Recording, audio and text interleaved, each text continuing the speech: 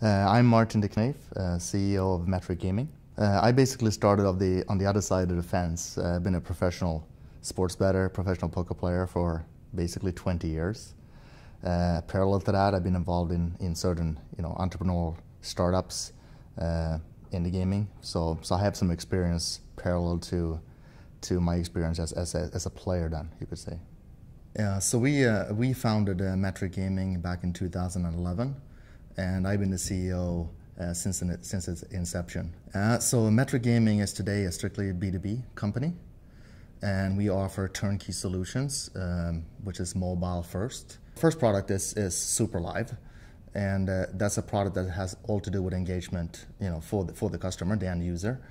And what Super Live really is that the information and data you're being fed while you're watching a sport event creates opinions about that sporting event. And then there's a way for you then to validate your opinion.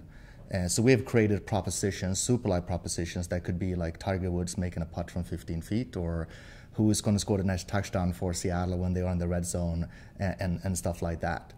Then we have another product called Better Option, which is the classical buyer's remorse upsell opportunity, where with the user, essentially, when he makes a wager, he gets a chance to either bet more at the original price. It's like very similar to like if you bought a stock on a stock exchange and then you say, okay, the stock went up, and you said, wow, I should have bought more stocks because I would have made more money. And also the opposite, where you are entering into an agreement and then you say, okay, it doesn't turn out the way I thought it would. This is my worst nightmare. And the option now gives you the opportunity to change and switch side. So it gives you the opportunity and flexibility of changing your bet with more information. Yeah, so we operate in regulated markets today, in both in Asia and in Europe, and we're also looking into going into the US in some of our other verticals, which would be, our game is very suited for social and also for fantasy. So basically, we are all around the globe today. Yeah, so I would say that simplicity is a big thing here, and it's also a very, very low-cost proposition for our B2B customers, and it gives them a competitive advantage in the sense of we have something fresh, something new, and an integration that takes 2 to 3 weeks gets these companies out to market very fast. Yeah, so I think we've only scratched on the surface of this this super live niche, and I think when it comes to engagement and being more customized in your offering, tailor-made I should say, towards the user and listening to the user, having access to big data, is something that will change the market. This is a little bit of a paradigm shift, we believe. The sports betting industry has been a little bit of a dinosaur, very complacent. So I think this is something that's going to change it, and change it forever, and continue to drive innovation.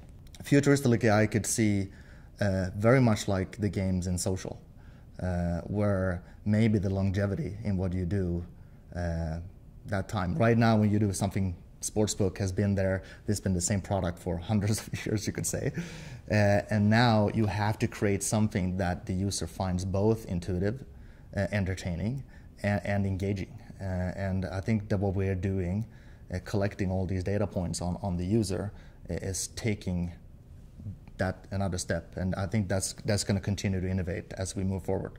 I think as the strengths is the same as the challenges. And I think continue to do the innovation, to be on top of and re-innovate yourself, so to speak, is obviously a challenge, both from a technology standpoint, but also from a product standpoint.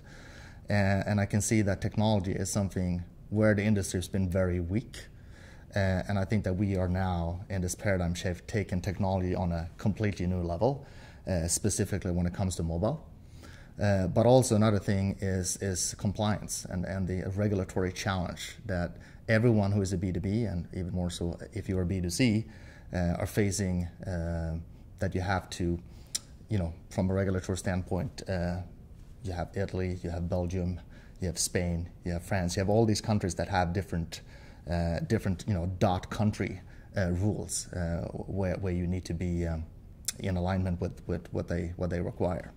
And I think one issue of identity that we have had in sports betting is that it's been something dirty.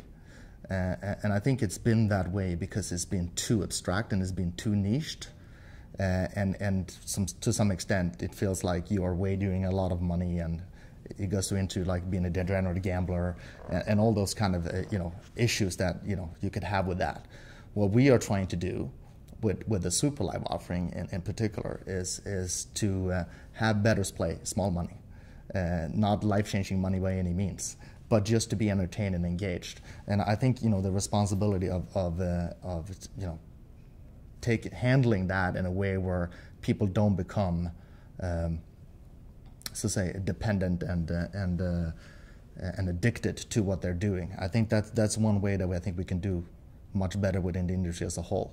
Because obviously we have a little bit of an issue, an identity issue, that we actually earning money from people that potentially could have problems. I think the issue always in our specific niche is going to be the adaptiveness of, as a paradigm shift, this is something new, something fresh, and many people don't really, even within the industry, don't understand exactly what Super Live is. So how do we get the user to adapt to this kind of new behavior? And there's one thing to do that to the existing customer group that is out there. And I used to use this analogy that everyone is chasing the same customers in the Atlantic right now. We believe there is a lot of fish and a lot of customers to be had in the Pacific. And what we are doing is going towards more that recreational user, the guy who isn't the sports bettor today, but could find these kind of things that we are doing very engaging and entertaining. So as I said, we founded this company in 2011, and it took us about 18 months, and we got our first commercial validation with a big operator in the UK called Coral Gala Gaming. Then subsequent, we are now doing business with a big company in Asia called OneWorks, and that's it was a big milestone for our company. So those would be the two highlights, I would say, and we are in the pipeline now going live with one of the biggest European operators called Betson, which we think is very, very exciting. We really like the philosophy and where they're really going with what they're doing. I think the sports betting market, or the whole ecosystem of gaming and gambling is tremendously exciting, and it's so much more diverse today than it was before. So it wasn't like really that you had to be like a hardcore statistician, or you had to have a background within gaming or gambling. Now it's so many different other things that you can do. The whole business is getting more analytics driven. Our marketing is obviously tremendously important, and I think that if you should just widen your thoughts a little bit, what you actually can do depending on what kind of background you have, I think the gaming industry is something very, very exciting. And I think, as I said before, we have only scratched on the surface of what we can do within sports, and moving forward, I think technology is going to make a huge difference in our sector.